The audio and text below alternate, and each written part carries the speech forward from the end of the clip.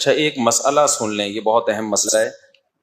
آج میں نے نوٹ کیا ہے، آج غروب آفتاب کتنے بجے تھا ذرا دیکھ کے بتائیں. کراچی میں سورج غروب ہونے کا ٹائم تھا 6:47 47، اور اذانیں ہو رہی ہیں 45 پہ. دو اذانیں میں نے خود سنی ہیں 45 پہ، یعنی سورج ڈوبنے سے 2 منٹ پہلے. میں اہل حدیث حضرات سے ہاتھ جوڑ کے کہتا ہوں، خدا کے لیے اللہ کا واسطہ آپ اپنے مسلک کو دوسروں پہ زبردستی مت تھوپیں.